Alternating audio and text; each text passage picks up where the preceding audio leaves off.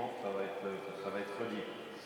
Malgré la propagande massive du gouvernement et la désinformation organisée par les médias, les cheminots sont toujours en lutte pour résister aux réformes et aux attaques menées tambour battant par un parti socialiste complètement vendu au système capitaliste. Les travailleurs de la Poste, comme des hôpitaux, les intermittents ne plient pas non plus face à la dégradation de leurs conditions de travail ou de restructuration en chaîne. Les cheminots, eux, depuis le 10 juin, sont en grève pour exiger le retrait du projet de loi ferroviaire et l'ouverture de réelles discussions sur l'avenir du secteur du rail. Quoi qu'en dise le gouvernement et la direction de la SNCF, dont le discours est copieusement relayé par les grands médias nationaux et quelques organisations soi-disant syndicales, il ne s'agit pas d'une grève d'extrémistes égoïstes, mais bien d'un mouvement destiné à enrayer la destruction programmée des services publics ferroviaires. On nous a beaucoup parlé des trains supprimés, des usagers en colère, des lycéens angoissés, mais finalement, bien peu des causes de la grève. Des causes du ras-le-bol exprimé par les cheminots qui subissent depuis 1997 les conséquences désastreuses du découpage de la SNCF. La loi que le gouvernement veut faire passer est un pas de plus vers la privatisation et la liquidation du service public du rail. Déguisée en réunification de la SNCF, cette loi prévoit en fait d'éclater la société en 3 établissements différents. Les patrons, eux, n'ont jamais été aussi bien servis que par Hollande, et les futurs actionnaires se frottent déjà les mains en imaginant les profits juteux que pourront générer le transport ferroviaire privatisé, enfin, sur les lignes qui garderont. Les quelques députés qui ont notre sort entre leurs mains ont certes voté les amendements, mais n'ont absolument rien changé au fond de la réforme ferroviaire. La SNCF va exploser en 3 établissements distincts, que le rapporteur de la loi, Gilles Savary, a nommé hier médiatiquement une holding et ses 2 filiales. On est très loin de ce que Pépine a annoncé ici en salle 152 comme une mère et ses 2 filles. Le financement du système repose toujours sur les gains de productivité à réaliser par les cheminots. Les embauches au statut ne sont pas garanties. Le cadre social harmonisé sera une destruction du RH 077. La CFDT et l'UNSA portent une lourde responsabilité quant à l'avenir des cheminots.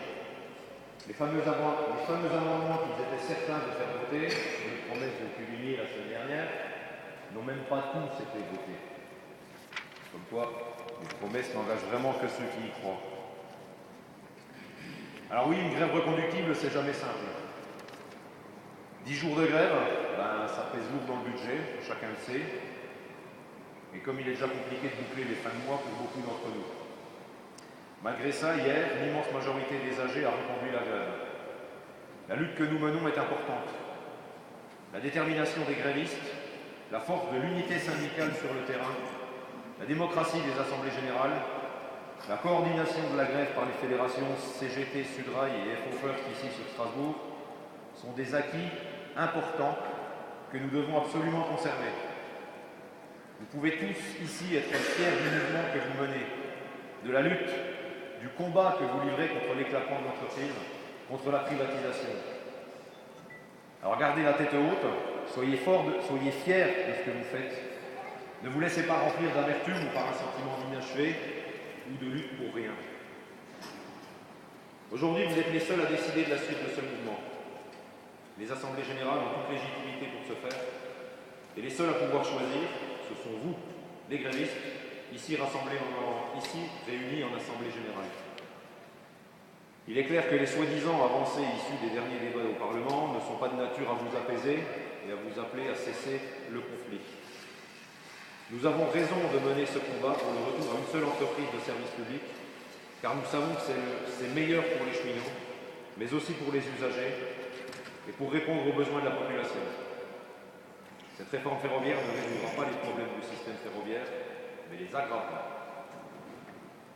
Pour autant, la participation en baisse dans les assemblées générales, où les abstentionnistes de la veille se transforment en non-grévistes le lendemain, nous amène à une grève militante et minoritaire, avec peu d'impact sur les circulations. Une partie des cheminots n'a pas été convaincue, n'a pas voulu voir le danger que représente pour l'avenir cette réforme ferroviaire. Sudrail appelle d'ores et déjà tous les cheminots à se rendre mardi, jour du vote à l'Assemblée nationale, à une manifestation organisée à Paris pour une nouvelle fois montrer notre ferme opposition à ce projet de loi. La direction ferait bien de prendre garde. Nous avons construit, vous avez construit une capacité d'action hors du commun, avec une unité syndicale, CGT, FO, Sudrail, très solide, et nous n'hésiterons pas à en user à la première occasion. Elle ferait bien de s'en souvenir. C'est bientôt fini. Il est évident que nous aurons dans les prochains mois encore des batailles à mener pour défendre le service public et surtout pour faire avancer notre revendication sociale de prendre le RH 077 comme base de travail pour la négociation de la convention collective ferroviaire de branche. La dynamique que nous avons réussi à créer pendant ces 10 jours de lutte nous permet de penser que demain sera meilleur qu'aujourd'hui. Alors merci d'être là, merci de lutter, car lutter c'est vivre. L'avenir sera ce que vous en ferez et Sudrail soutiendra toujours ceux qui luttent. Merci.